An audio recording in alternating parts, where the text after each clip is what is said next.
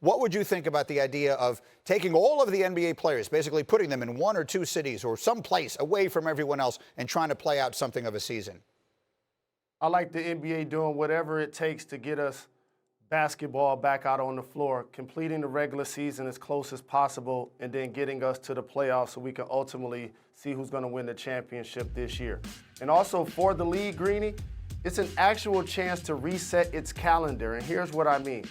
If people had complaints about the NBA, they always felt like either they played too many games or the season was too long. Instead of starting in October, this is now a chance to start the season in November, if not earlier in December. I never liked the fact that free agency happened after the draft. I wish that was a reset. And also, I never liked the fact that you can buy out players when the trade deadline is already taking place. So these are a few things that the NBA has a chance to really reset. But I like what Wendy's saying. I understand LeBron's concern and a lot of other players' concern, but this is the new reality that we got to do something that we haven't done ever. At least for the moment. I want to go back on both parts of that because it's not the first time we've heard someone suggest that maybe trying to play this into the summer, the NBA's new normal, whenever we emerge on the other side of this, being readjusting the calendar and playing the playoffs in the summer and the finals maybe in July or in August. Generally speaking, you would be in favor of that?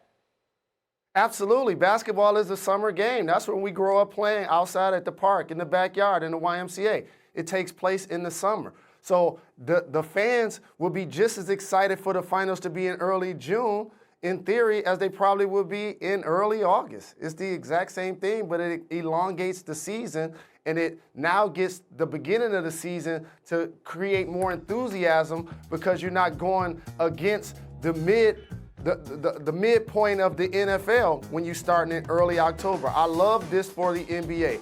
Reset the calendar. This is a perfect opportunity to start doing that going forward. It's a good and interesting discussion. The other piece of it, of course, is, again, the idea of bubble cities. Brian Windhorst told us that the Chinese league, they have 20 teams. They're playing all of the games in two cities. They have basically two cities, and they're all playing their games in one or the other, and they basically keep those players isolated from practically everybody else. You think at the end of the day the NBA players would be willing to do that? I think so. And here's what makes this unique. Unlike baseball, their players haven't gotten their checks because the season hasn't started. The NBA players have gotten the lion's share of their pay. So really it will be asking teams that aren't going to the playoffs to finish off the regular season so you can get the local television money. That's around 70 games. And then you're asking the players who earned the right to be in the playoffs to actually go into the playoffs and compete for an NBA championship. That is something I think each of the players would understand that this is a unique circumstance and would be willing to do. Thanks for watching ESPN on YouTube. For live streaming, sports, and premium content, subscribe to ESPN+.